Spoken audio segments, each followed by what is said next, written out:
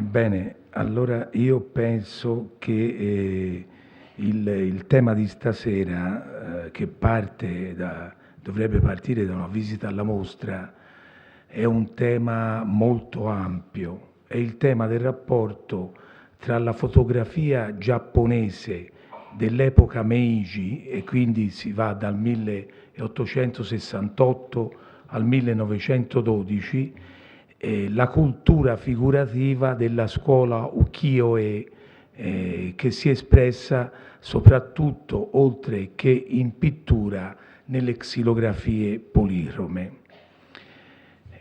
La fotografia giapponese è un'arte della cultura giapponese del secolo XIX, da diversi decenni balzata all'attenzione degli studiosi.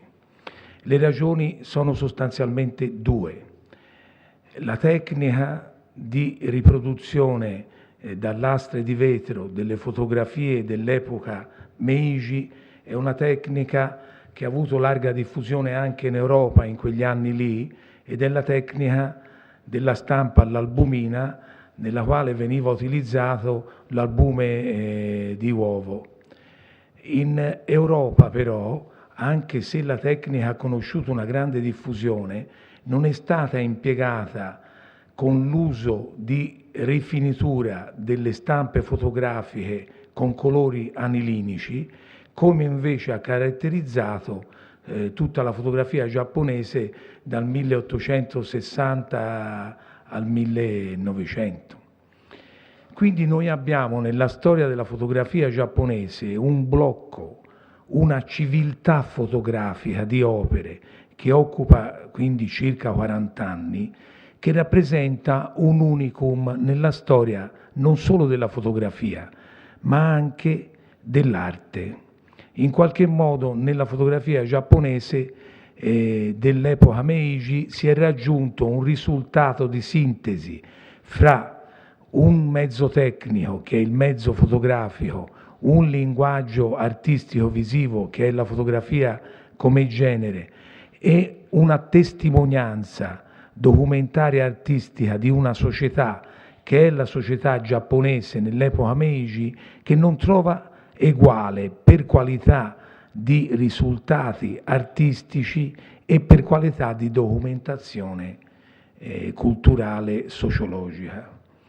Anche in Italia noi abbiamo avuto le grandi tradizioni fotografiche nell'Ottocento di atelier come i fratelli Alinari a Firenze, o come anche a Venezia e a Napoli altri grandi studi fotografici. Però sono stati studi fotografici nel quale il fotografo, anche se lavorava a stretto contatto alcune volte con il pittore, sostanzialmente documentava, ma non hanno avuto quel carattere radicato di espressione linguistica visiva che ha avuto invece la fotografia nel Giappone dell'epoca Meiji. L'epoca Meiji si apre con la Restaurazione, il Giappone moderno, con l'apertura delle porte agli americani. Arriva la spedizione del Commodoro Perry, le famose navi nere, si apre con la restaurazione del dominio dell'imperatore rispetto allo shogun, rispetto alle caste shogunali di tipo samuraico. Il Giappone viene modernizzato, il codice civile e penale viene fatto sul modello del codice civile e penale prussiano. A istruire la coscrizione obbligatoria vengono chiamati degli ufficiali stranieri. Il Giappone si apre all'Occidente e si modernizza. Vi è una ribellione in quegli anni lì, che è la ribellione, la Satsuma Rebellion, capitanata da una figura eroica, è quella di Saigo Takamori, che vuole impedire questa modernizzazione del Giappone, vuole restaurare lo spirito degli antichi samurai. E in realtà poi la ribellione fallisce, il Giappone moderno ha quella sua evoluzione e lo porterà al Giappone del XX secolo. La fotografia che noi abbiamo qui come documento esposto in mostra si occupa di quegli anni lì, dal 1860 al 1910. I primi fotografi sono fotografi che vengono dall'Occidente. Non è che i giapponesi all'inizio non fotografassero. Il primo fotografo giapponese di daguerrotipi è un giapponese che lavora per un daimyo che si fa mandare alla fine degli anni 40, all'inizio degli anni 50, tutta l'apparecchiatura per fare da daguerrotipi. Però i primi fotografi industriali sono fotografi occidentali, nella fattispecie un fotografo nato a Corfù, ma di origine sembra veneziana, Felice Beato, e con il fratello Antonio Beato aveva già percorso tutto il bacino del Mediterraneo, perché prima era stato fotografo militare nella guerra di Crimea, poi aveva fotografato la ribellione dei Boxer contro il commercio, l'imposizione colonialistica dell'uso dell'oppio nelle guerre dell'oppio in Cina. Approda in Giappone all'inizio degli anni 60, nel 1863, e stabilisce questo studio a Yokohama, nel quale lui comincia a fotografare, mantenendo però anche uno studio in un altro posto, che è praticamente un emporio in Cina. Comincia a fotografare il Giappone di allora. Successivamente a lui, dal 1865 al 70, stabilisce il proprio studio anche a Yokohama il barone austriaco von Stilfried, anche lì due fratelli, che comincia anche lui a fotografare con uno stile quindi apparentemente occidentale. Successivamente, in precedenza, Beato era associato con un inglese nel suo studio. Successivamente i primi fotografi giapponesi, e ve n'è una miriade, cominciano a impiantare tra il 1870 e il 1890 i loro studi. Arriva poi più tardi, nel 1874, un fotografo avventuriero, Adolfo Farsari, veronese, che prima era andato emigrante negli Stati Uniti, aveva partecipato alla guerra, prima al Risorgimento italiano, poi alla guerra di secessione, e poi dopo era andato a cercare fortuna in Giappone e aveva rilevato lo studio di Stilfried e di Beato. Due incendi distrussero in momenti diversi l'archivio di Beato e l'archivio di Stilfried. Nell'archivio di Beato e di Stilfried si forma un fotografo giapponese che è un po' il padre della fotografia giapponese di Yokohama, e che è quel Kusakabe Hinbei, del quale noi abbiamo in mostra molti esempi. Qual è il rapporto con la xilografia ukiyo-e? Prima di parlare di questo, dopo non so come procederemo, vi farò vedere delle immagini, vorrei anche parlare di un problema grosso che grava su tutta la questione delle fotografie, non solo giapponesi, ma anche quelle medio orientali.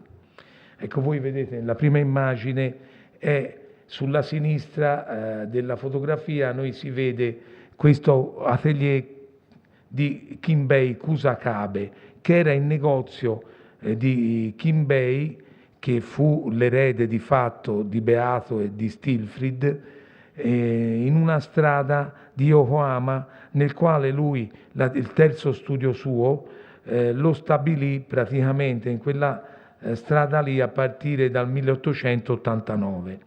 La cosa interessante è che nella fotografia si vede a sinistra, dietro la porta vetrina, un giapponese che sfoglia un album. Normalmente gli album che voi vedete esposti su venivano di fatto in realtà invece comprati non da giapponesi ma da viaggiatori occidentali. Ogni viaggiatore occidentale di riguardo, dal più ricco al meno ricco, tornava dal Giappone con un album di fotografie. Normalmente la struttura delle fotografie disposte nell'album ripercorre il tour fatto dall'occidentale in Giappone, e normalmente in una delle ultime fotografie appare quasi sempre l'occidentale che ha commissionato la fotografia in un risciò oppure insieme a dei giapponesi. Prima di passare a vedere le immagini vorrei brevemente introdurre un altro tema, che è un tema rilevante, apparentemente non rilevante ma decisivo, che è il problema dell'esotismo e dell'orientalismo.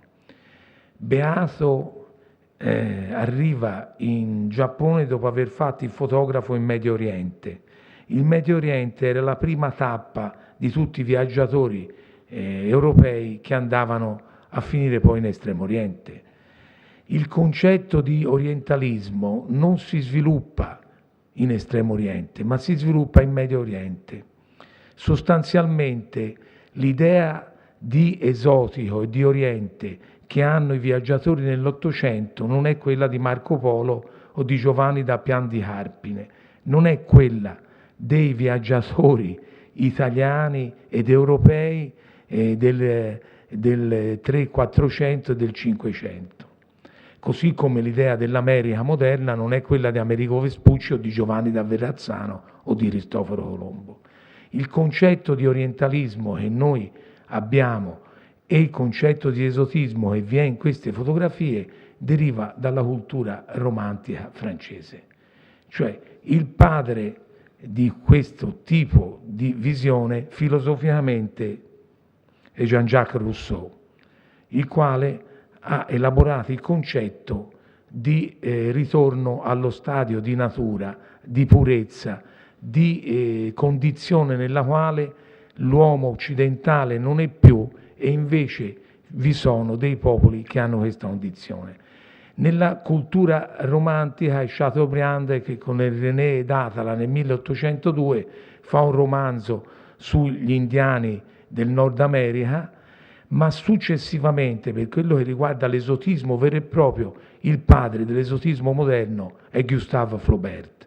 Flaubert fa un viaggio con Maxime Duchamp in Egitto e elabora un'idea della donna orientale come attrazione totale dell'esotismo e anche dell'amore mercenario, che è diversa da quella tradizionale e che è quella che influenzerà la visione moderna.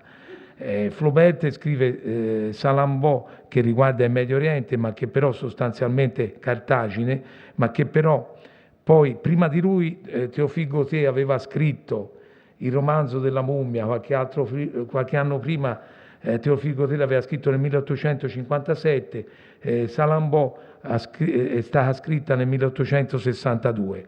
Ma gli europei che vanno in Giappone vanno con questa cultura letteraria e i francesi in particolare, per esempio Pierre Loti, che scrive 20 anni dopo, nel 1870, Giapponeserie d'autunno e scrive anche Madama Crisantemo, alla fine degli anni 70 ci va con una cultura che deriva da quella del romanticismo.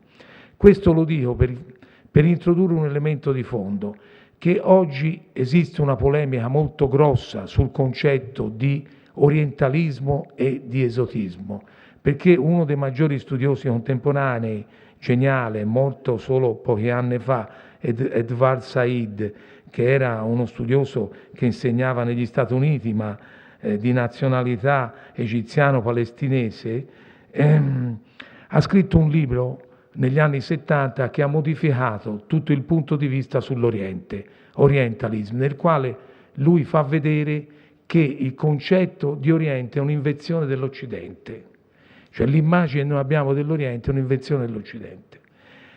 Cosa succede a questi fotografi giapponesi? Lo vediamo subito, allora possiamo cominciare a fare le proiezioni.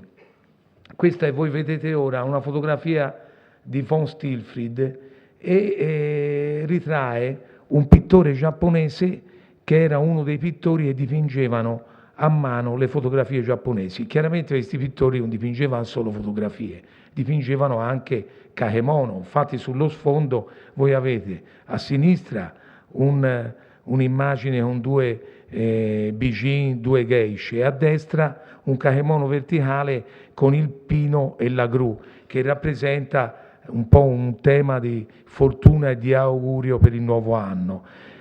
Alcuni di questi pittori delle fotografie erano pittori molto valenti, riuscivano anche a fare delle coloriture di fotografia che un artigiano normale non farebbe. Ecco, questo è uno di questi pittori che venivano impiegati in largo numero nell'atelier dai fotografi. Si può procedere.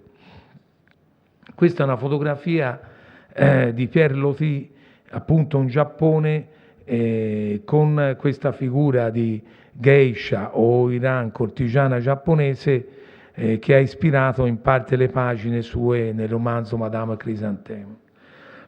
Ecco, questa è una fotografia rarissima di Farsari. Lì il Museo di Lugano ce n'ha anche altre 3 più importanti forse di questa, dove lo stesso personaggio, che è questo nobile italiano Luchino dal Verme, partecipò nel 1882 a un viaggio in Oriente con il duca d'Abruzzi su una nave militare, e giunto in Giappone Luchino dal Verme si fece fotografare in costume giapponesi da Adolfo Farsari, che in quel momento lì aveva lo studio a Yokoyama. In una delle fotografie di Farsari, e qui purtroppo non abbiamo l'immagine ma al Museo di Lugano ce l'hanno, si vede Luchino dal Verme con la moglie vestita in kimono e con un altro gentiluomo italiano, fotografati in un interno di un interno giapponese. Torniamo indietro un attimo, ancora indietro. Ecco gli interni giapponesi, l'altra fotografia che vedeva Luchino dal Verme era così. Si vede una stanza giapponese che è arredata sobriamente, solo con dei tappeti di paglia in terra e delle pareti mobili shoji di carta. Questo è il primo tema, si può andare avanti.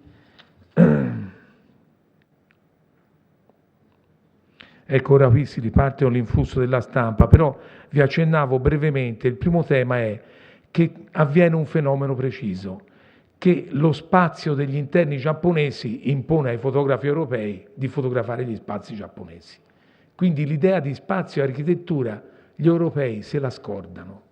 Sono costretti con la loro camera a fotografare spazi giapponesi, che sono spazi per esempio che non conoscono la linea curva, ma che conoscono solo linee ortogonali, cioè rette che arrivano ad angoli di 90 gradi, linee curve barocche non esistono, spirali non esistono, esiste uno spazio che è uno spazio quadrifrontale.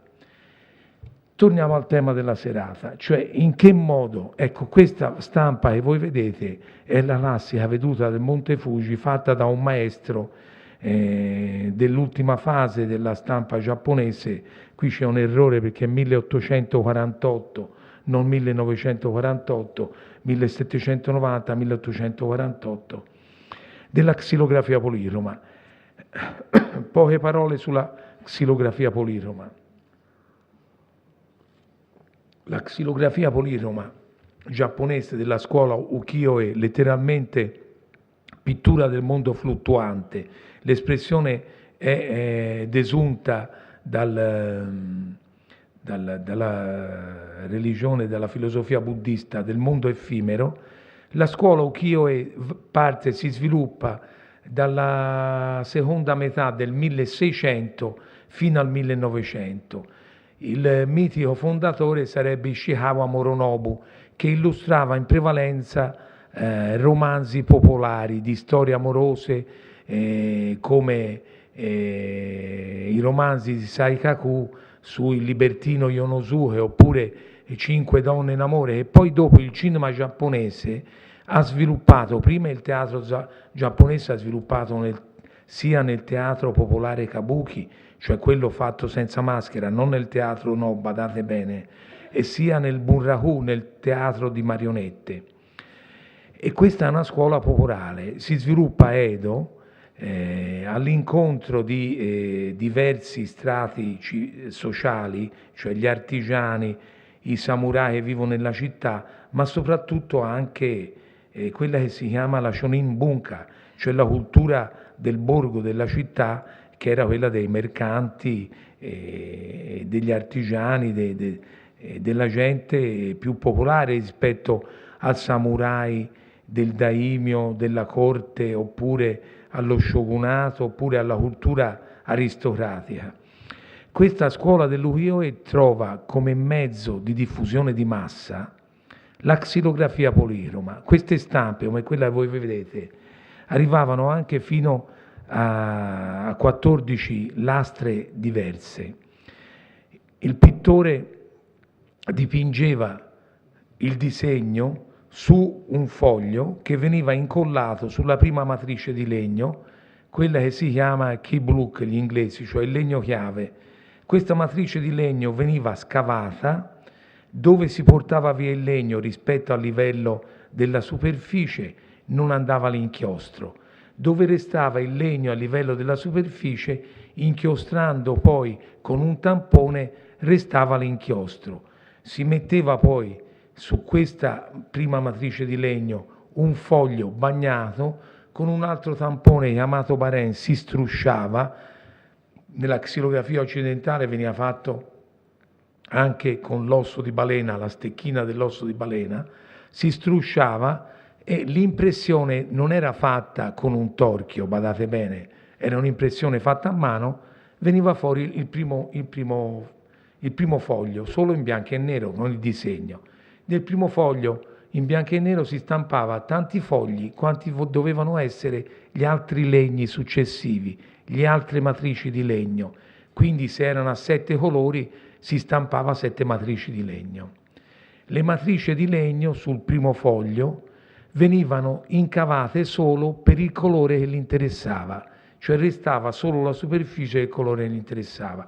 Per esempio in questo foglio il nero è il colore di base della prima matrice, il verde veniva tolto tutto il vuoto intorno e si lasciava solo il verde dei tetti, della punta del Fuji e dei tetti degli edifici a sinistra, il rosa uguale.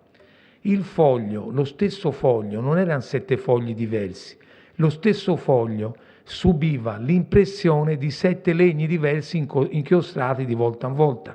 Vi erano 2 chiavi di registro, in alto a destra un angolino che non si vede, che era una specie di angolo così, sull'angolo un alto a destra e in basso a sinistra un altro angolino. Poi quando questi chiavi di richiamo erano presenti nella matrice, ma non si vedeva nella stampa perché veniva tagliata e quindi sparivano. Con questa tecnica i giapponesi raggiunsero la perfezione assoluta.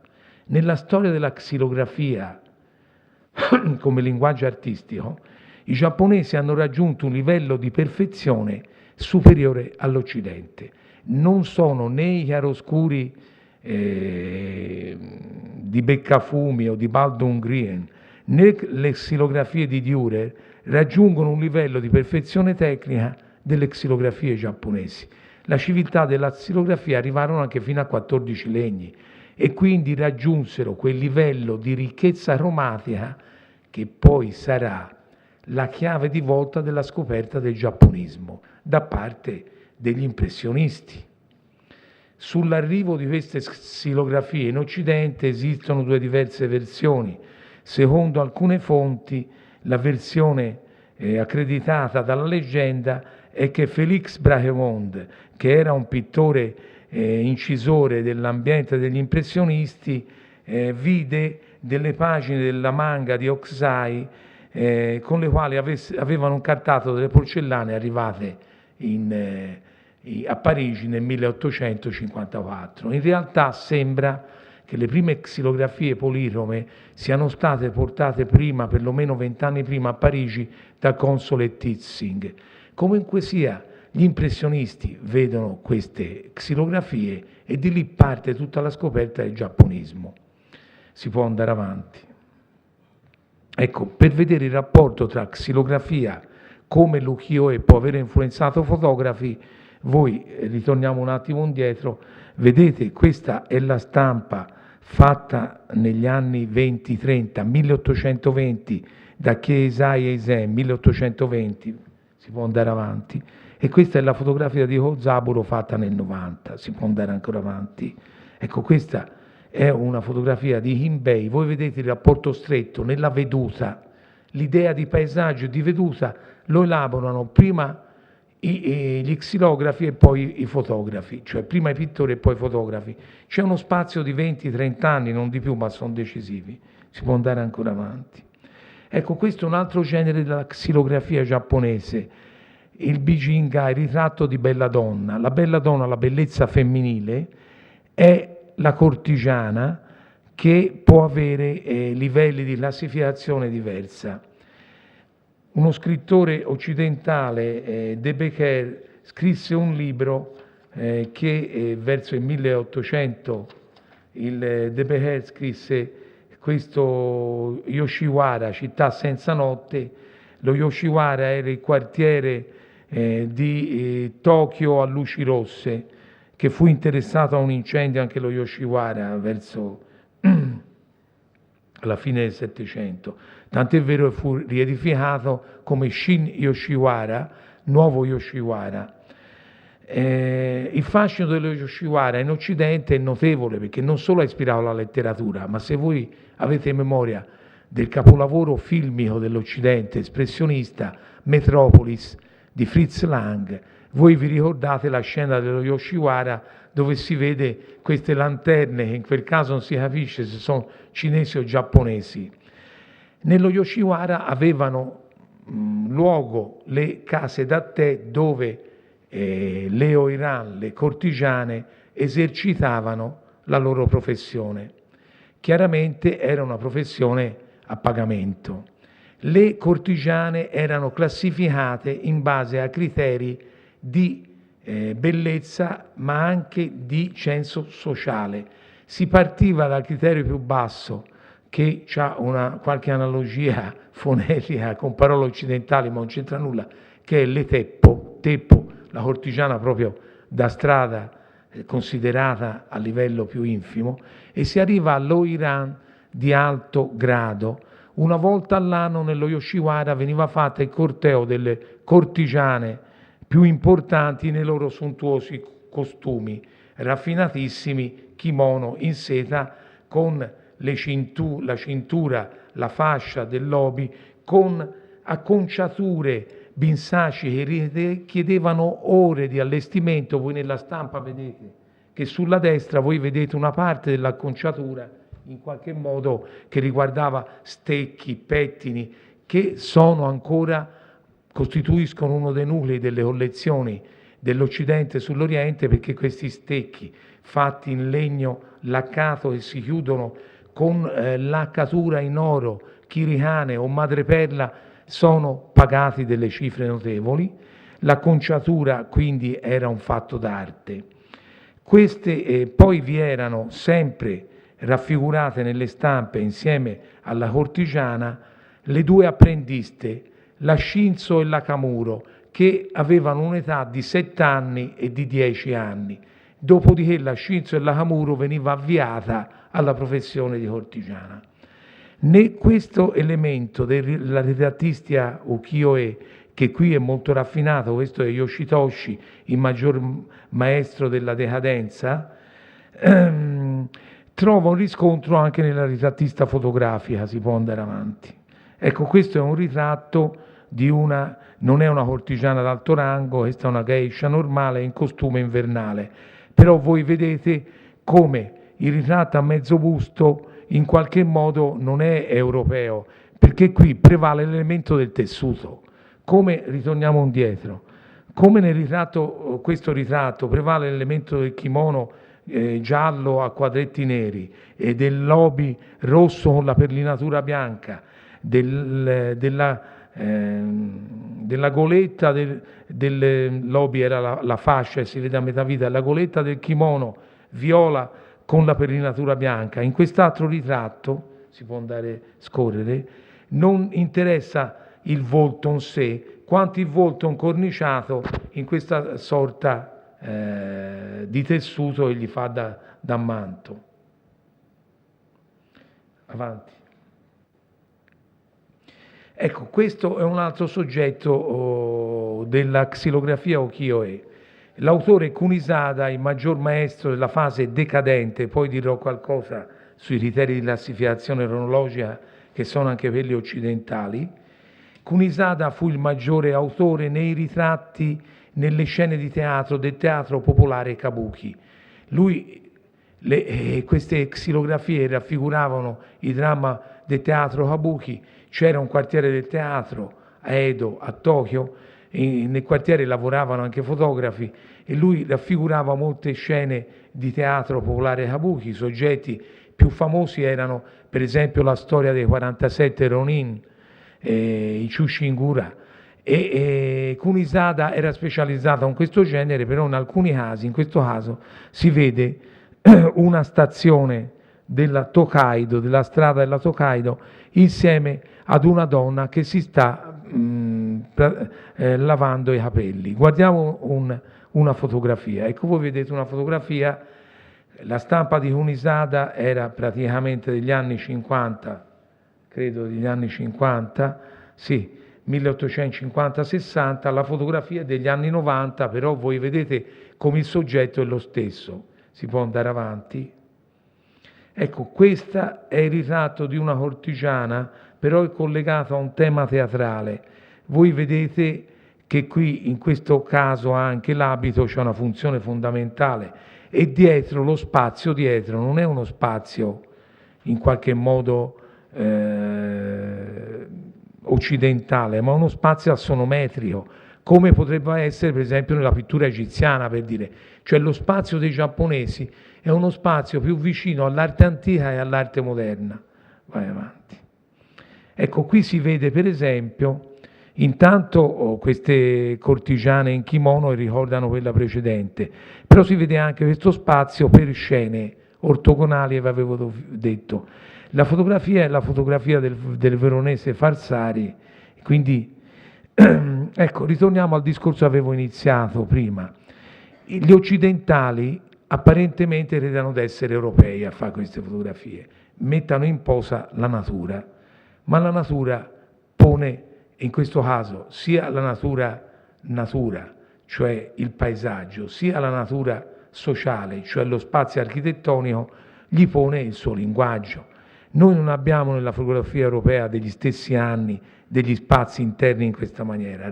Rarissimamente bisogna arrivare alla fotografia della secessione oppure alla fotografia del Novecento, in cui il fotografo con le avanguardie si ribella all'idea di spazio descrittivo, naturalistico dell'Ottocento e introduce un'idea di spazio che è uno spazio artificiale.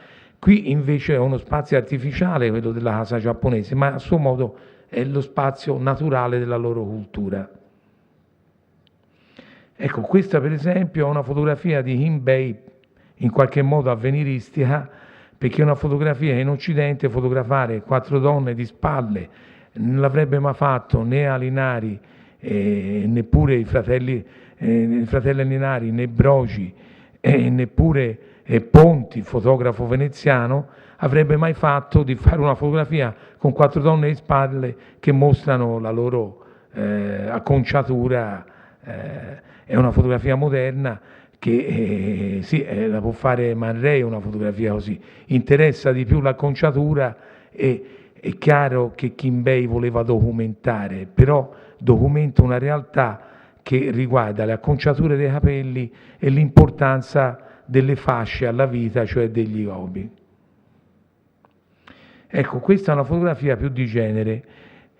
3 geisha in posa sotto un ciliegio e un fiore. Qui si entra nella parte dell'esotismo che vi avevo detto prima. L'esotismo letterario trovò poi un suo sviluppo nella musica in maniera fortissima, perché per esempio voi tutti conoscete la Butterfly di Puccini, fu rappresentata la prima volta a Milano nel 1904 e forse è la quintessenza, la Butterfly di Puccini, la quintessenza dell'idea occidentale di donna giapponese. In realtà Puccini era stato preceduto da un altro musicista italiano, che è Pietro Mascagni, che aveva scritto lui la prima opera lirica italiana di soggetto giapponese, che è l'Iris. L'Iris di Mascagni fu messa in scena a Roma nel 1898, solo che l'Iris non conobbe il successo della Butterfly e non era così totalmente giapponese come la Butterfly. Said ci fa vedere nel suo libro del 1973 che l'Aida di Verdi è l'Egitto pensato da Verdi, non è l'Egitto vero, è l'Egitto pensato dai librettisti italiani come vedevano l'Egitto, che lo vedevano seguendo come gliel'aveva proposto Gustave Flaubert e Maxime Duchamp. Flaubert, quando va in Egitto, scrive un diario e scrive delle lettere.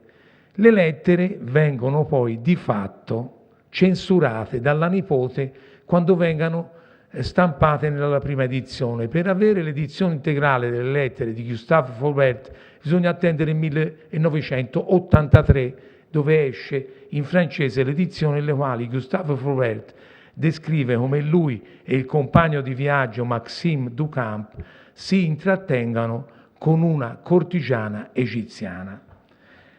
Il fatto è che anche nella musica gli italiani non furono i primi, perché di fatto furono preceduti dai francesi, perché infatti l'idea di esotismo l'abbiamo per la prima volta nell'opera di Jules Massenet, che è la Thais, rappresentata a Parigi nel 1894, quindi 4 anni prima Mascagni.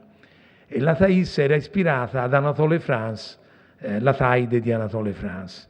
Il tema dell'esotismo è un tema che abbina 2 elementi: la bellezza della donna, la sua purezza, ma anche la sua fragilità e il suo essere oggetto che viene mercanteggiato. Il tema della Butterfly è un atto mercantile, cioè Pinkerton arriva lì, si compra una moglie, la moglie ha un figlio, va via, torna con la moglie americana e la moglie giapponese in qualche modo si sacrifica all'idea della famiglia americana.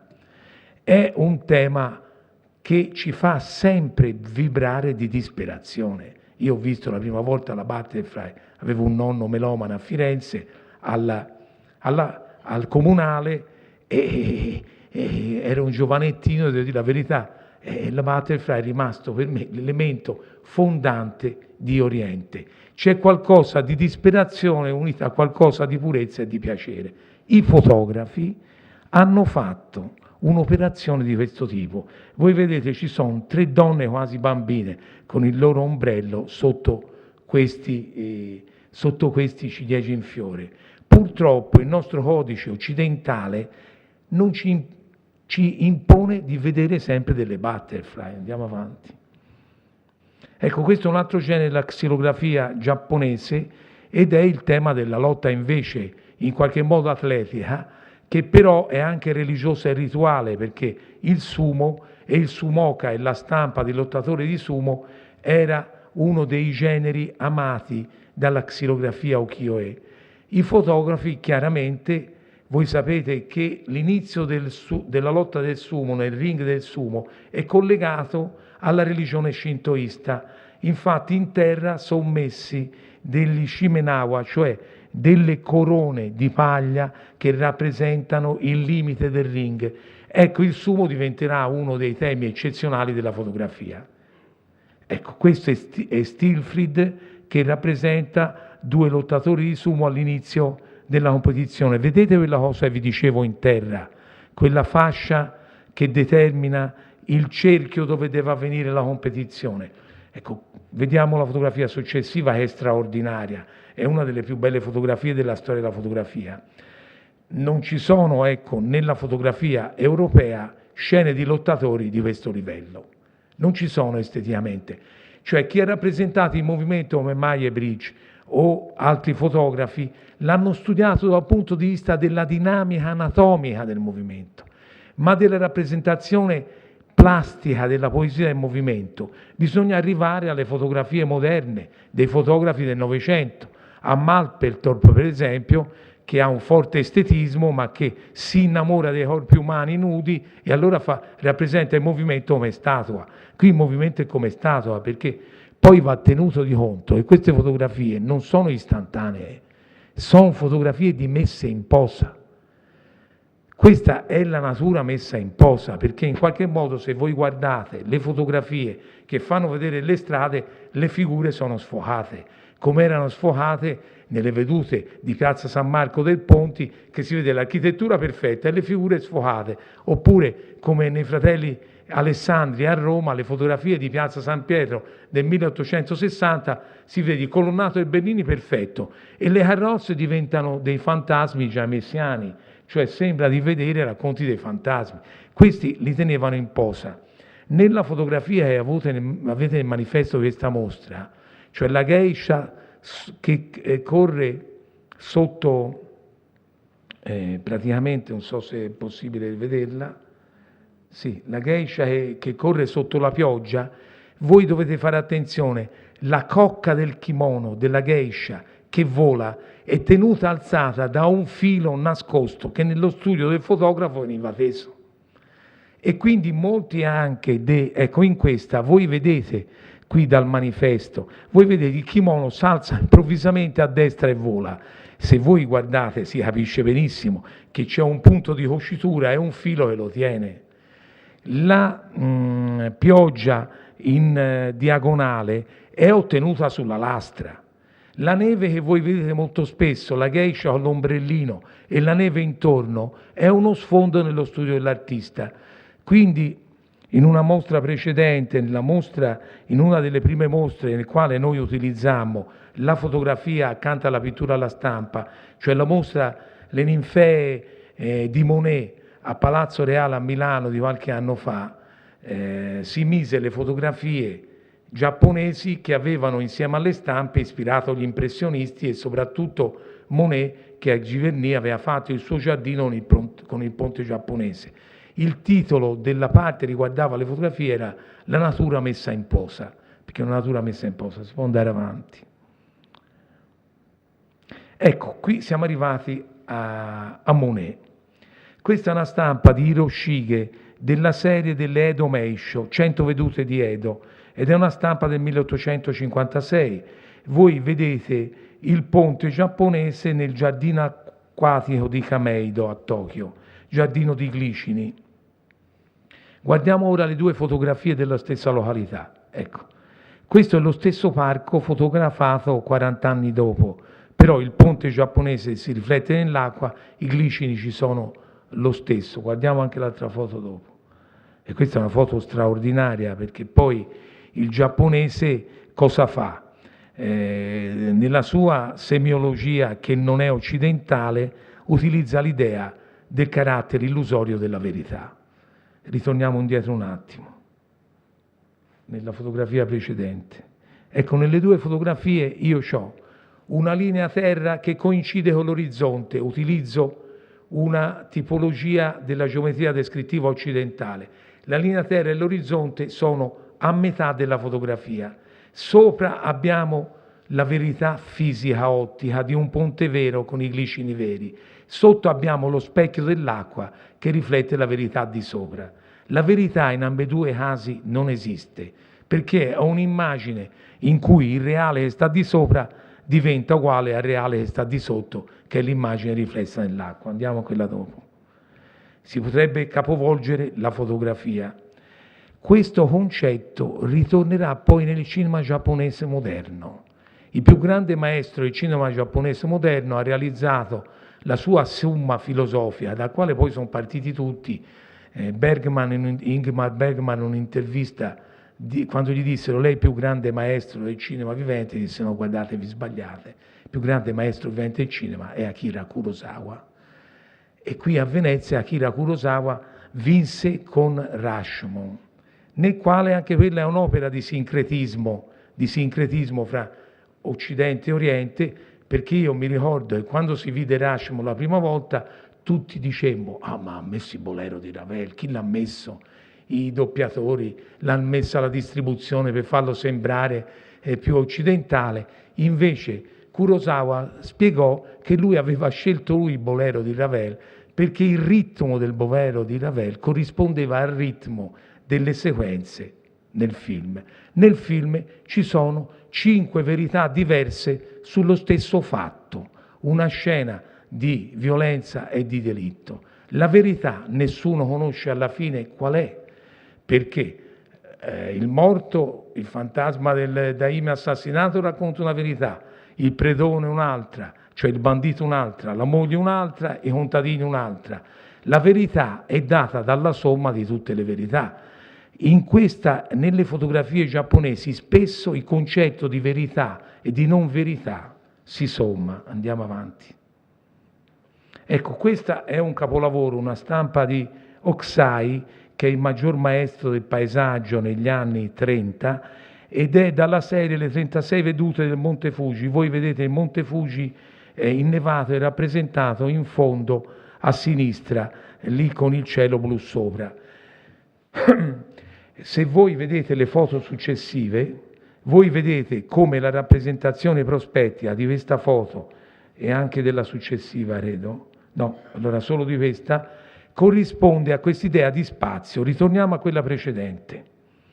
Qui Hokusai ha fatto due scene. Il primo piano, che è una veranda giapponese, la veranda si apre sullo sfondo e sullo sfondo noi vediamo il Monte Fuji, un cielo blu. Il colore è occidentale perché il blu del cielo è blu di Prussia, che viene commerciato in Giappone dopo l'invenzione del colore. Io non mi intendo di chimica del colore, ma credo sia un derivato dallo zolfo.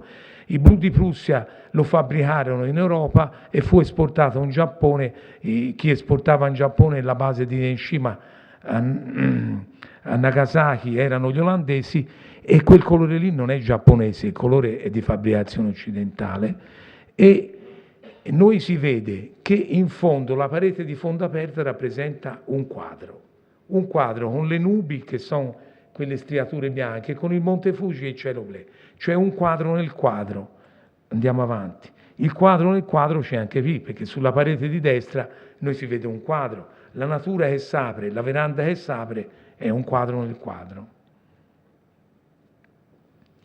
Ecco, un altro genere della stampa giapponese ukiyo-e sono le musha-e, cioè stampe che rappresentano guerrieri. Questa è una stampa sempre di quell'artista di cui abbiamo visto in precedenza il ritratto di Bijin con il kimono giallo a quadretti neri. È Taiso Yoshitoshi, un artista molto nevrotico che interruppe la sua attività perché fu anche preso da una crisi di depressione. E lui fece una serie, Yoshitoshi, che si chiama Le 100 facce della luna. In ogni stampa ispira il soggetto alla luna.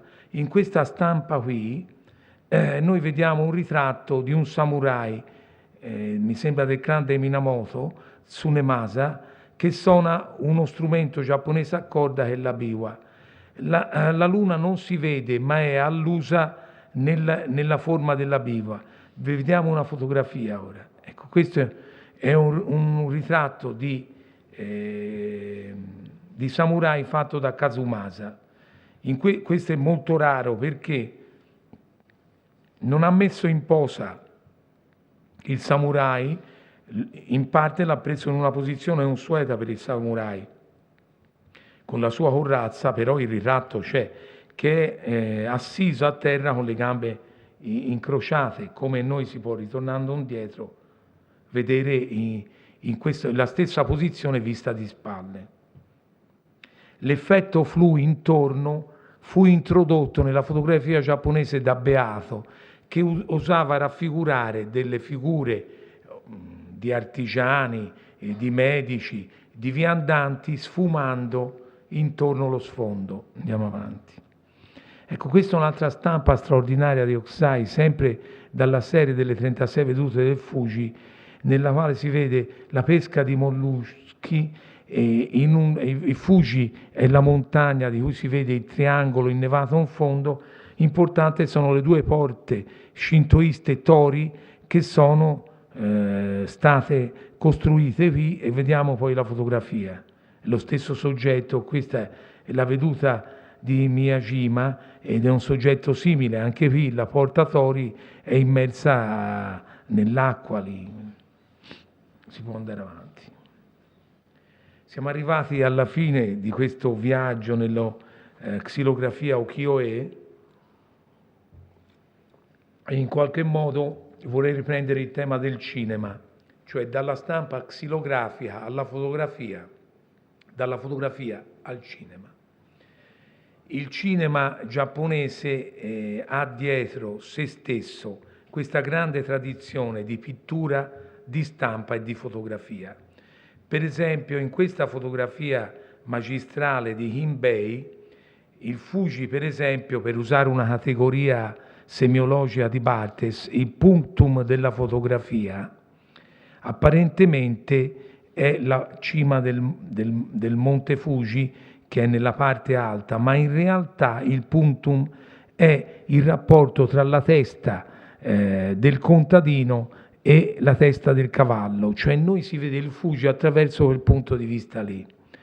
In qualche modo il primo piano è riscattato dall'ombra sulla destra, che è un'ombra di una pianta che da un punto di vista semiologico potrebbe essere un'aberrazione, ma che in realtà mi stacca il primo piano. Se voi lo levate, la fotografia diventa piatta. Andiamo avanti. Ecco, questo qui potrebbe essere una scena dei 7 samurai di Kurosawa. In realtà il lavoro nelle risaie, se voi vi ricordate, all'inizio dei 7 samurai, i 7 samurai che cosa fanno? Sfruttano l'idea dell'irrigazione dei campi per creare difficoltà all'arrivo dei samurai avversari e immobilizzarli nell'acqua della risaia e combattere contro di loro. Ecco, il cinema giapponese, si può andare avanti, è intriso di questi elementi. Ecco, questo di Kinbei, corteo funebre del 1890 circa, ritorna in un film di Kurosawa che è Dreams.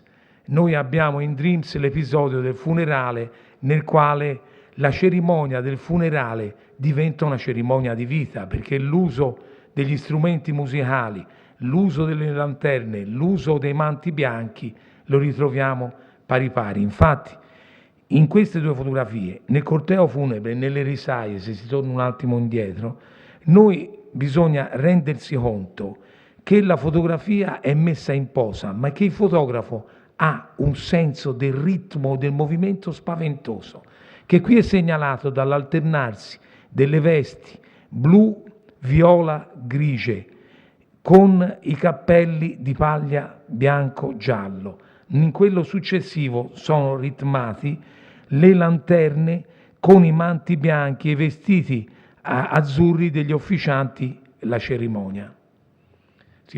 La prospettiva gioca in ambedue i casi una funzione fondamentale, perché qui è la strada che va verso la fuga dell'orizzonte, là era il sentiero dell'irrigazione della risaia che andava verso l'orizzonte. Andiamo avanti. Questo anonimo forse del Letters Group, un gruppo di fotografi non identificati ma di grandi maestri, dimostra anche qui la grande perfezione della fotografia giapponese nell'alternarsi tra gli elementi verticali, cioè la tinteggiatura dei kimono messi con un bastone, e le figure delle donne che elaborano questo rito del lavaggio, della tinteggiatura e del metterla ad asciugare. Ecco, questa è una fotografia di Stilfrid. Le fotografie di nudi sono rare, quasi sempre rappresentano bagni femminili dove le geishe fanno la loro toilette quotidiana, e in qualche modo rimanda alla fotografia iniziale della geisha e si lavava i capelli di Kunisada. Si può andare ancora avanti. Ecco, questa è la testimonianza della diffusione poi dell'Occidente. Sono due giapponesi in costumi occidentali, l'uomo c'ha anche il sigaro in bocca, la donna c'ha il suo cappellino alla moda francese o tedesca. In qualche modo si assiste a questo sincretismo fra l'Occidente e l'Oriente. La civiltà giapponese, la cultura giapponese si occidentalizza e quindi utilizza questi elementi. Ecco, questo si ritorna al tema dello spazio giapponese. Il fotografo ha costruito lo spazio in maniera totalmente, sembra uno spazio di Mondrian, cioè il fondo è una superficie piana, il primo piano è una superficie orizzontale che è segnalata nel pavimento dal tappeto fatto di paglia a quadretti scuri e chiari, la lanterna, il paravento e l'elemento orizzontale del materasso, della coperta della geisha che sta leggendo, alterna questi spazi qui estremamente moderni. Ecco, siamo nel 1890, quando ancora i pittori, molti pittori europei, non gli impressionisti, perché Monet e Whistler si erano impadroniti della cultura, della stampa giapponese. Addirittura Whistler nel ponte di Bathurst aveva copiato una stampa di Hiroshige. Si può andare avanti. Questo è sempre un esempio di spazio giapponese moderno, diremmo alla Wright o alla Gropius. Si può andare avanti. Questa è una serie di fotografie finali sul tema dello specchio. Kinbei e anche la fotografia successiva. Ecco, qui è stato usato l'elemento flu imparato da Beato di sfumare lo sfondo, e ancora in quella successiva che addirittura qui invece c'è l'elemento naturalistico di cogliere le due figure nella loro quotidianità. La posa c'è sempre, ma i déshabillés. Andiamo ancora avanti. Qui c'è il tema del doppio specchio, cioè in qualche modo la donna si guarda allo specchio, la camera riprende questo specchio e diventa un terzo specchio. Questo è un capolavoro, questo di Kinbei, sull'acconciatura. Ecco, noi abbiamo finito facendoci vedere un altro tipo di formato fotografico, la carte da visite, che era molto diffusa in Occidente, e questi sono tutti ritratti al vero di attori del teatro Kabuki. Quello successivo è un attore nella parte di brigante o di uomo eroico della famiglia Ichikawa. Si può andare avanti. E questo non Nagata, cioè voi sapete nel teatro Kabuki, dopo un decreto dello shogun che vietava l'onna o Nagata alle donne di recitare, perché esercitavano poi successivamente il meretricio, furono costretti a recitare le parti femminili attori maschili. Il meretricio non finì e gli attori maschili però si acconciavano a donna, e questo è un attore maschile acconciato da geisha. E le fotografie, si può andare ancora avanti. Questo invece è sempre nel teatro popolare Kabuki, un attore, un samurai. E questo, ecco, queste due ultime fotografie sono quella precedente, una fotografia, no, quella precedente ho visto una fotografia di una natura, ecco, un fiore di loto di Ogawa Kazumasa, specializzato nelle fotografie. Questa è una fotografia al Collodio del 1890, e qui voi vedete nell'idea della natura che molti fotografi del Novecento moderni si sono ispirati a questo tipo di idea della natura. E la foto precedente ancora era praticamente un attore del teatro Kabuki, ma preso in una posa di scena. Quelle precedenti non erano pose di scene, questa è una foto di scena. Ecco, io mi sembra di aver finito con altre due fotografie che rappresentano la natura paesaggistica ripresa da sempre dal Giappone, dai fotografi della scuola di Yokohama. E io penso, ecco, di aver finito. Se avete da rivolgere delle domande. Grazie.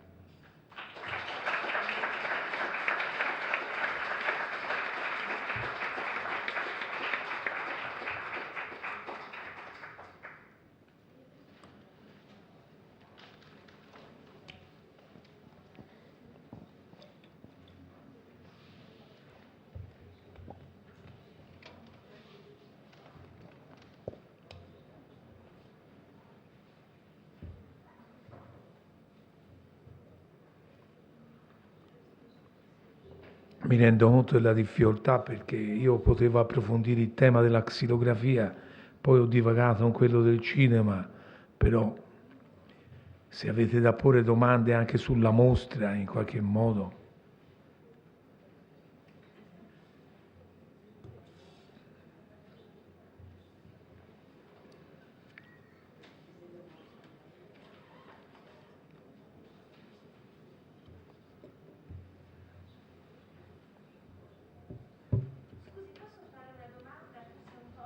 Se può venire qua forse è meglio. persona che se ne intende poco, no? Io mi sono sempre chiesta come mai nella raffigurazione del volto e del corpo della figurazione giapponese c'è sempre questa, forse non mi esprimo bene, ma caricaturale raffigurazione, e non ho mai capito, cioè vorrei capire se potesse, perché sì, è sempre fortemente astratta, caricaturale, non so se va bene l'espressione, confronto la nostra raffigurazione. Grazie. Grazie, io non so se devo rispondere domanda per domanda o aspettare anche altre domande. Si risponde domanda per domanda. Allora, la signora ha posto un problema abbastanza complesso.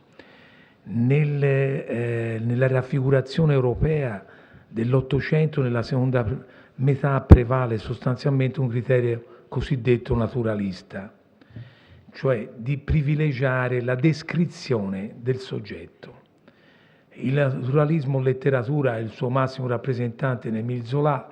Nella pittura gli impressionisti non sono naturalisti perché si basano sugli elementi ottici della visione, ma la pittura naturalista da L'Hermite, Lepage, tanti pittori francesi dell'Ottocento e anche tedeschi o italiani stabiliscono la poetica del naturalismo, cioè descrivere il soggetto nelle sue caratteristiche somatiche precise.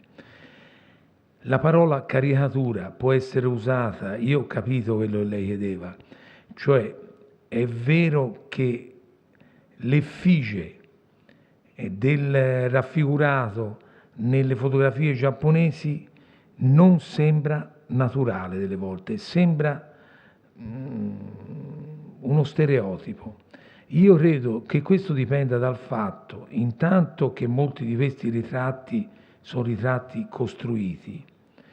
La figura dal punto di vista prossemico, come si muove, quello è difficile da rispondere perché da un punto di vista del movimento è chiaro, se fa vedere delle geishe hanno tutta un'educazione che corrisponde alla postura dei colpi in base ai gesti che raffigurano degli elementi del codice sociale preciso, cioè il saluto di incontro, il saluto di congedo, il saluto durante il colloquio, ma in molti altri casi io penso che dà un'idea di caricatura o di non natura, perché chiaramente il rapporto tra spazio e figura occidentale è totalmente diverso. Poi nei volti prevale spesso l'elemento anche del trucco. Se voi partite dall'idea che nei ritratti femminili quasi sempre il volto è dipinto di bianco, chi ha letto per esempio l'Elogio della penombra di Tanizaki avrà appreso che per esempio la geisha si dipinge delle volte i denti di nero. Il dettaglio nella fotografia giapponese non è ricercato l'effetto d'insieme. Nell'Elogio della penombra Tanizaki dice, lui parla di un attore del teatro kabuki, che gli spiega quali sono le tecniche dell'immagine. Nell'Elogio della penombra Tanizaki dice che il chiaro e l'oscuro non vanno mai, cioè la luce massima e l'ombra massima non vanno mai usati. Va usato quel confine impercettibile intermedio che sta tra la luce e l'ombra. E lo stesso nei dettagli. I dettagli delle fotografie giapponesi sono dettagli difficili da afferrare, perché il fotografo ama l'immagine dell'atmosfera, l'idea, e questo anche nella figura. Non conta quella geisha, conta l'immagine della geisha. Poi io credo sia difficile poi spiegare certe cose. Però la domanda è stata calibrata. Eppure queste fotografie suggeriscono molte domande.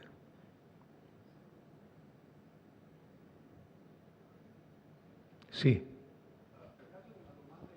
Sì. O in inglese è meglio, in inglese io penso sia meglio anche per tutti noi. Se no fa dopo la traduzione lei in italiano. Scusi, non so parlare italiano. Sì, italiano. Non sa parlare italiano, quindi farà la domanda in inglese. Allora faccio la domanda in inglese, sì. I'm from Japan. I enjoyed your lecture with his translation very much. Thank you very much. I'd like to ask one thing. Do you see the difference in terms of the aesthetic or the perspective or the composition of the photography between Western photographers who take Japanese photography and Japanese photographers who learned the technique as well as the aesthetic of photography from them?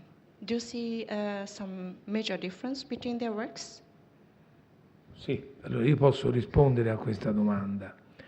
Qual è la differenza? Mi chiarisca, lei intende per tecnica fotografica solo lo strumento della fotografia o il linguaggio visivo?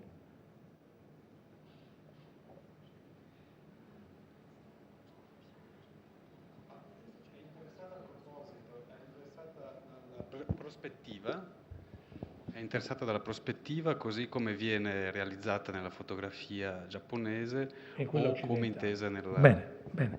Allora, la prospettiva, tanto va, dopo che glielo traduce lei alla signora, se no si potrebbe dire anche in inglese, ma è più complicata dopo la prospettiva.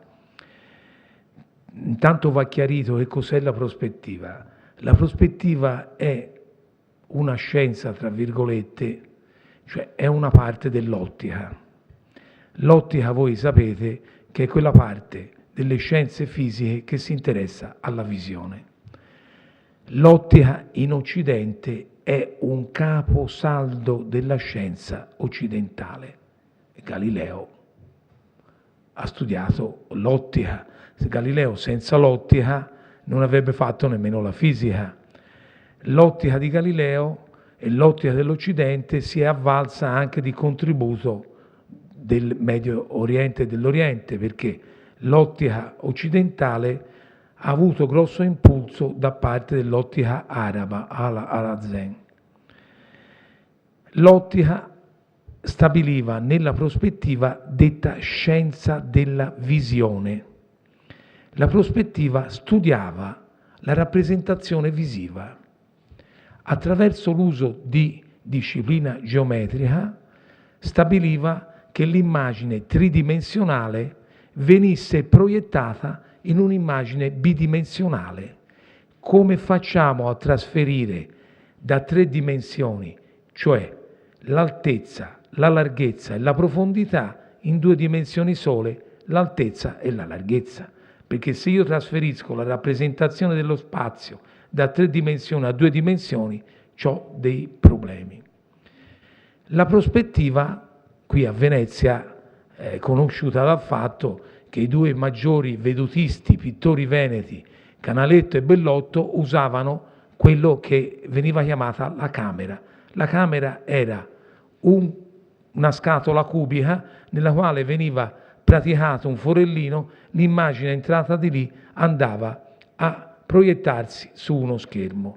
Voi sapete che la camera dei pittori del Settecento nella storia della fotografia è una tappa che permetterà di arrivare poi alla fotografia moderna. Prima di Canaletto e di Bellotto, nel Rinascimento fiorentino, il genio del Rinascimento fiorentino, Brunelleschi, che è l'architetto che ha fatto la cupola di Santa Maria del Fiore, era fortemente preparato sulla prospettiva, è stato un teorico della prospettiva e elaborò anche lui una macchinetta. Lui fece uno schermo con un forellino nel quale si vedeva riflessa l'immagine del battistero per rappresentare, per costringere lo spettatore a vedere l'immagine attraverso questa rappresentazione geometrica. Poi nell'Ottocento la prospettiva rinascimentale viene modificata. Un ufficiale d'artiglieria napoleonico che si chiama Monge stabilisce un metodo di rappresentazione diversa, che è il metodo delle proiezioni ortogonali. Cioè Monge dice: per rappresentare un oggetto ci sono 3 visioni: la pianta, l'alzato e la sezione. Da queste 3 visioni poi si fa una restituzione prospettica. L'Occidente, per arrivare alla risposta alla signora, l'Occidente utilizza questi metodi di raffigurazione prospettica. In Giappone la prospettiva arriva in ritardo attraverso alcuni manuali. Per esempio in Cina la prospettiva arriva attraverso i gesuiti. I gesuiti, ordine missionario, arrivano come consulenti dell'imperatore di Cina e gli portano anche i libri d'ottica. In Giappone noi abbiamo le prime testimonianze di prospettiva in Giappone in alcuni manuali degli anni 1810-20 di pittori giapponesi non ukiyo-e che avevano copiato i sistemi prospettici dai libri olandesi del 1600-1700. Uno dei primi a interessarsi della prospettiva è Hokusai, tant'è vero che in una delle tavole delle manga, Hokusai iniziò le manga agli inizi dell'Ottocento, ma ci ha lavorato fino agli anni 30, lui ha raffigurato una prospettiva occidentale. Quindi Hokusai la prospettiva la conosceva Hokusai. I fotografi la prospettiva la conoscevano attraverso l'utilizzazione della camera fotografica. Era inevitabile, perché se uno guardava la lastra vedeva che nella prospettiva centrale tutte le rette convergono verso l'orizzonte. In quella occidentale, che è un punto di fuga unico, è il punto di fuga, avrei bisogno qui di far rivedere 2 fotografie. Vorrei far vedere la xilografia di Hokusai della veranda.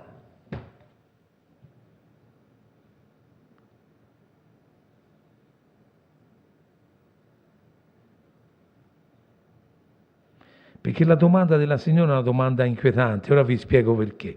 Qui in questa fotografia esiste una forma di prospettiva accidentale, la retta dell'elemento del parapetto di legno alla base della veranda, voi vedete corre verso l'orizzonte, d'accordo, come altre rette. La retta che sostiene in alto la tettoia dove c'è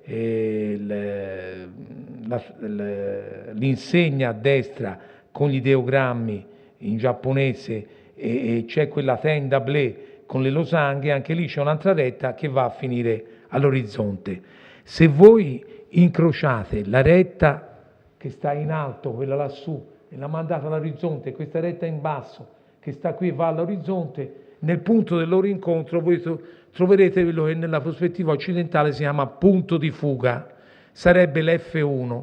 Questa è una prospettiva centrale. Se invece io voglio vedere una prospettiva accidentale, andiamo a vedere la stampa con i pescatori di molluschi.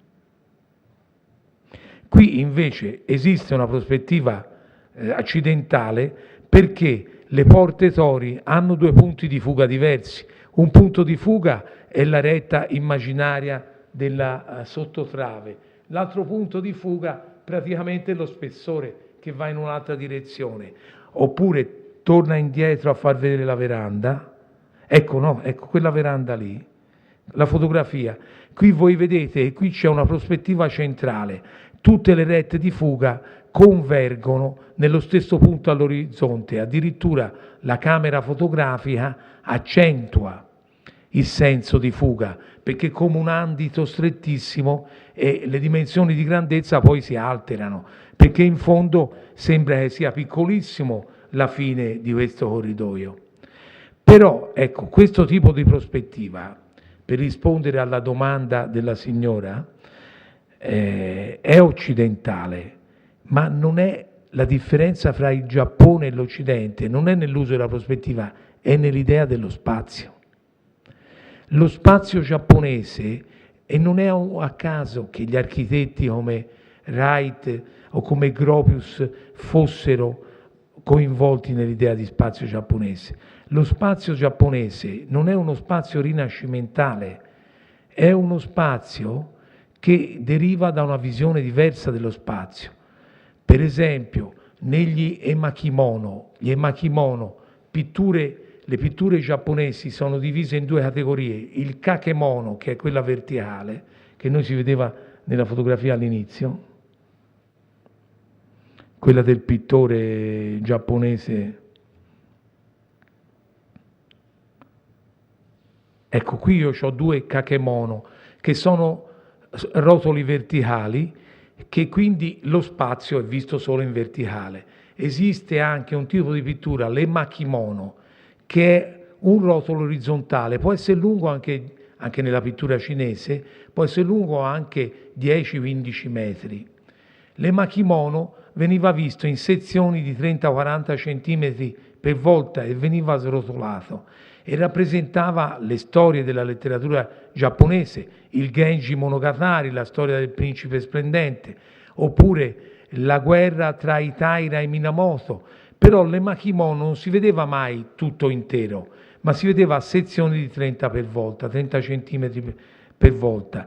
Nell'emakimono spesso prevale quella che in Occidente si chiama non la prospettiva centrale o occidentale, ma la prospettiva a volo di uccello. La prospettiva a volo di uccello non ha dei punti di fuga. La prospettiva a volo di uccello l'ha studiata Leonardo da Vinci, ma non è, l'ha applicata forse nella Sant'Anna, nella Vergine Gesù Bambino o la Vergine delle Rocce, ma è una prospettiva atmosferica, non conta la prospettiva rinascimentale delle fughe, ma conta l'elemento aereo. La prospettiva a volo d'uccello è la prospettiva usata dai pittori cinesi e giapponesi. Quindi è l'idea dello spazio diversa, non è le tecniche di rappresentazione dello spazio, l'idea dello spazio diversa.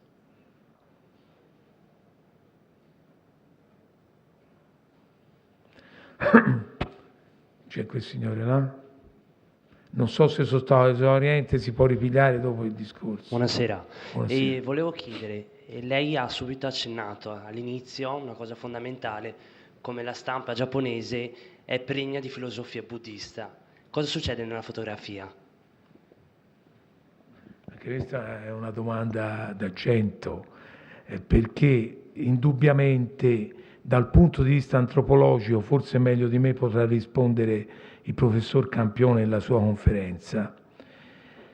La fotografia giapponese, io ho detto all'inizio, che è un unicum nella storia della fotografia, perché se io dovessi rappresentare il fenomeno che avviene da un punto di vista narrativo, mi resta più facile da un punto di vista letterario e filosofico.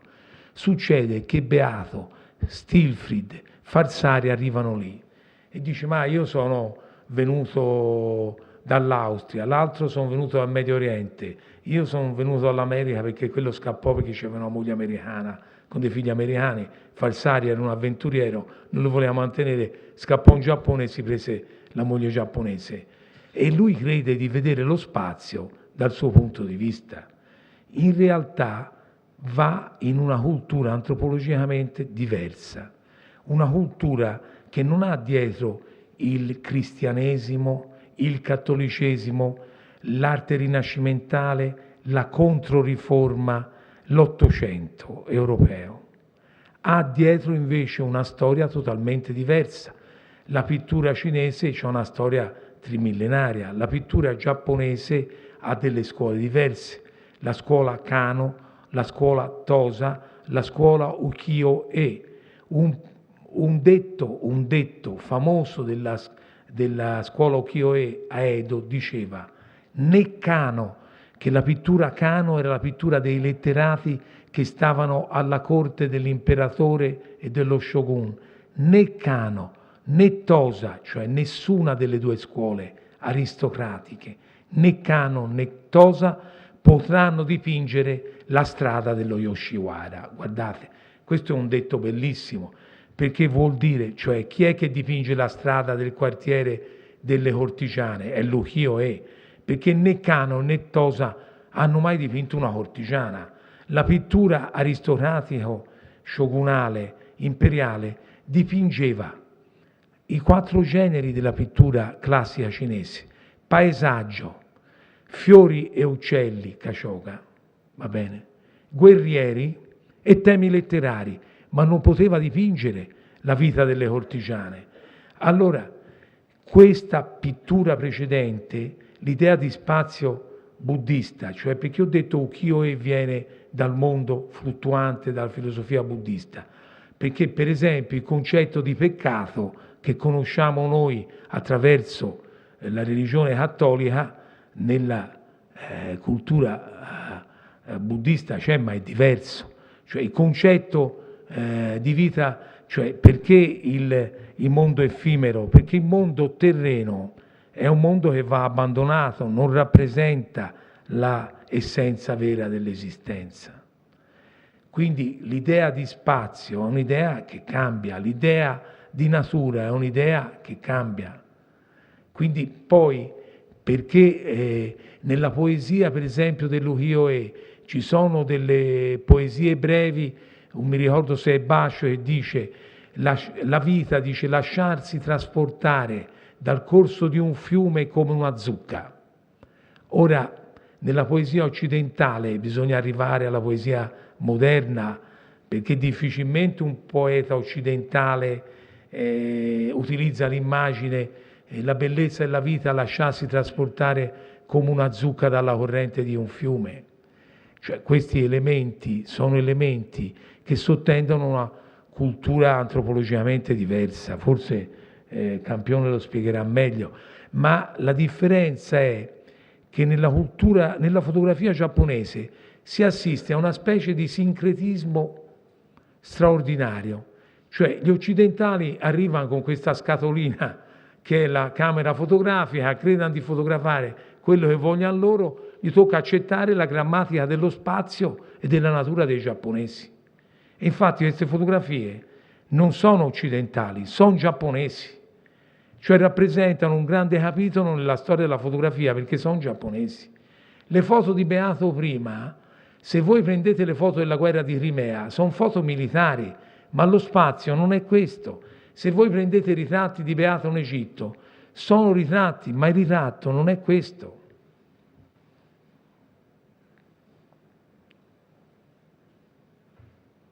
Io non poi bisognerà che, se il Signore ha posto questa domanda, si viene alla conferenza di Campione, forse gli risponde in modo più esauriente che non io.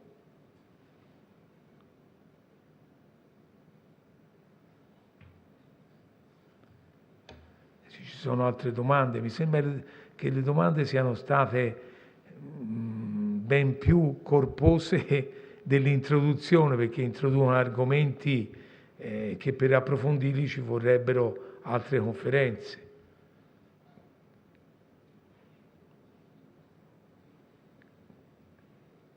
Sì, la signora? Aspetti un attimo.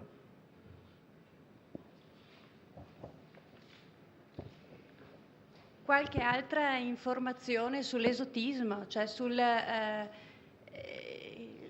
quanto queste fotografie, immagino, abbiano influito sul concetto che il mondo occidentale si è fatto del Giappone e dell'Oriente in generale. Qualche altra informazione in più, ecco, qualche altra parola. Grazie. Grazie. Il tema dell'esotismo occuperebbe diversi incontri, perché l'esotismo, io ho detto polemicamente, guardate che l'Oriente moderno di queste fotografie non è quello di Marco Polo, di Giovanni da Pian del Carpine, perché in realtà il tema dell'esotismo è un tema che rappresenta l'incontro di 3 elementi. Da un lato l'idea di ritorno alla natura specifico del romanticismo, nell'Eneata di Chateaubriand c'è quest'idea che esistesse una natura pura, incontaminata, che in qualche modo la civiltà ha rovinato. È il tema di Jean-Jacques Rousseau nel Contratto sociale, perché il fondatore di questa visione è Rousseau, prima di tutti.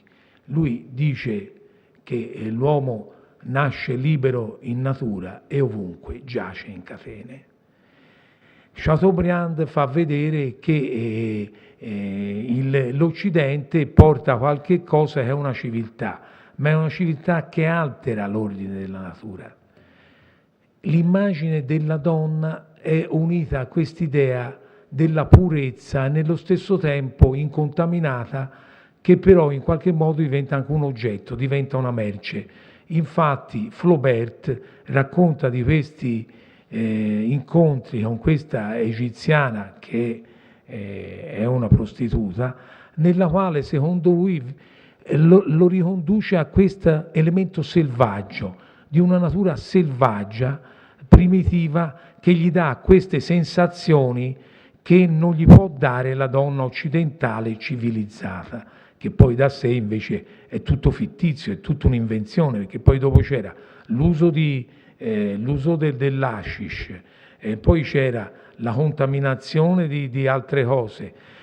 In qualche modo il tema è un tema che si coniuga anche con dei temi che sono quelli della donna che rappresenta la trasgressione, il peccato e poi rappresenta la distruzione, perché si riaffaccia il tema anche nella figura biblica di Salomè.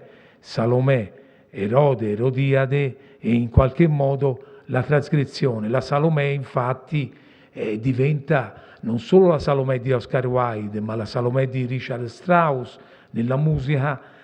Strauss e la Salomè, ora non ricordo bene, ma credo che la Salomè è del 1905, la prima a Dresda nel 1905, un'opera in qualche modo questo tema, cioè purezza incontaminata, poi trasgressione, peccato, la Salomè, la Salambò, sono tutti temi che rincorrono sul tema del diverso, cioè l'esotismo che cos'è? È l'uscita, che poi è il tema di Gauguin, cioè il maggior rappresentante dell'esotismo nella cultura europea dell'Ottocento è Gauguin, perché Gauguin a un certo momento va a un certo momento a Tahiti, lui costruisce tutta una cultura dell'esotismo, il Nave Mana, il quadro esposto ora a Genova, chi siamo, da dove veniamo, dove andremo, cioè la società incontaminata che può riprodurre uno stato di natura da ricercare. E Gauguin influenza con la sua idea dell'esotismo tutta la cultura del simbolismo, Odillon Redon, Puvis de Chavannes, l'arte moderna in qualche modo è influenzata dall'esotismo. Però ci sono alcuni storici o critici letterari come Said che mettono in discussione la categoria, dicendo guardate, non esiste questo tipo di Oriente, non esiste questo tipo di donna, è l'immagine che si è fatto l'Occidente, perché l'Occidente è colonialista. Cioè questo è l'elemento di fondo, che un carattere fondamentale dell'esotismo è il colonialismo. In Gauguin diventa ribellione rispetto all'Occidente. L'esotismo in qualche modo è la Joséphine Baker, la Venere nera che negli anni 30 a Parigi rappresenta un tipo di bellezza africana o afroamericana che coinvolge l'immaginario occidentale. Il gonnellino di bananine della Joséphine Baker, che poi ora a Parigi c'è una mostra bellissima, io consiglio che va a Parigi vederla, Danse la Vie, dove c'è il filmato della danza della Joséphine Baker, che è una grande opera di cultura visiva e di danza. Il gonnellino delle banane, pur nella sua volgarità, rappresenta uno stereotipo dell'Occidente, ma allora andiamo alle esposizioni universali. Le esposizioni universali di Parigi, di Londra, di New York, vi era un settore cosiddetto zoo. Nel settore cosiddetto zoo, a un certo momento al Museo dell'Uomo di Parigi, io la prima volta che lo vidi da giovane studente, c'era la figura conservata della Venere ottantotto, poi credo l'abbiamo fatta levare. La Venere ottantotto era questa africana esposta all'Esposizione Universale, credo di Parigi o del 78 o dell'82. Nelle esposizioni universali c'era un reparto che si chiamava zoo. Nel reparto zoo c'era un settore che si chiamava animali feroci, ma c'era anche un settore che riguardava le tribù dei popoli colonizzati. Se voi prendete gli album fotografici delle esposizioni universali, voi vedete che c'era anche la tribù dei Pigmei. Cioè, questo vuol dire che il concetto di esotismo è un tema grosso, è la falsa coscienza dell'Occidente.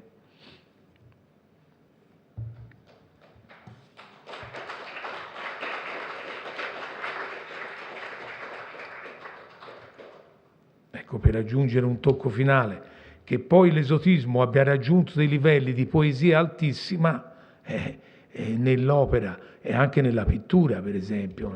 Nel documentario che ha fatto alla televisione Art New del terzo canale su questa mostra, a un certo momento poi all'improvviso hanno proiettato un quadro di Gérôme sul bagno turco dove si vedevano dei nudi di odalische bellissime, però la poesia è quella della Butterfly, però il tema è quello dell'occupazione militare.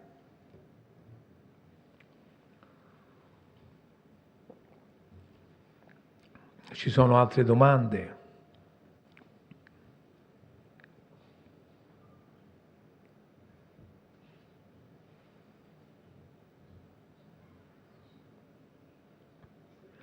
Se non ci sono altre domande, io credo che non so, la signora a nome del direttore. C'è una domanda?